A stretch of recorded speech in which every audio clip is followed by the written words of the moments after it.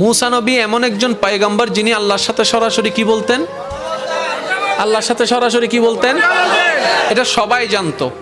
এবার মূসা নবী আল্লাহর সাথে কথা বলার জন্য যাচ্ছেন, এমন সময় একজন ধনী ব্যক্তি, ওনার উম্মতের মধ্যে একজন ধনী এসে বললেন, ইয়া নবী আল্লাহ, আল্লাহ আমাকে যথেষ্ট সম্পদ দিয়েছে, এত সম্পদ আমি রাখতেও পারছি না, জমা রাখতেও পারছি না, কন্ট্রোলও করতে পারছি না। আল্লাহকে একটু কথা হলে আল্লাহকে একটু বলবেন আমার সম্পদ যেন একটু কমাই দেয়, আমার সম্পদ যেন একটু কমাই দেয়, আমার এত সম্পদের দরকার নেই।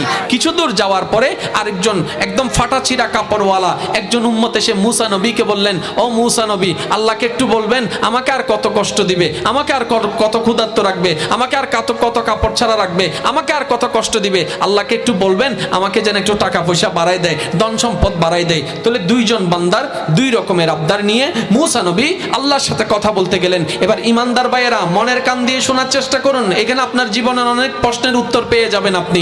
এবার মূসা নবী আল্লাহ দরবারে ওই প্রথম বান্দার পক্ষ হয়ে ফরিয়াদ করলেন, আল্লাহ তোমার একজন বান্দাকে তুমি অনেক নিয়ামত দান করেছো, সে বলছে এখন আর তার সম্পদের দরকার নাই, যথেষ্ট হয়েছে, এখন আল্লাহ তুমি তাকে আর সম্পদ দিও না, তার একটা আবদার। এবার আল্লাহ পাক বললেন, ওই ধনী বান্দাটাকে বলবা আজকে থেকে সে যেন শুকরিয়া আদায় করা বন্ধ করে দেয়, আমি নিয়ামত দেওয়া বন্ধ করে দেব। প্রথম জনের উত্তর হয়ে গেল।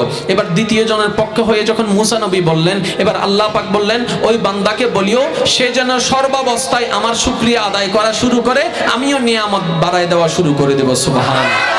এবার মূসা নবী তুর পাহাড় থেকে নেমে আসলেন, ওই গরিব ওই অসহায়ের সাথে সাক্ষাৎ হলো। এবার ওই অসহায়ের সাথে সাক্ষাৎ হওয়ার পরে তাকে বললেন,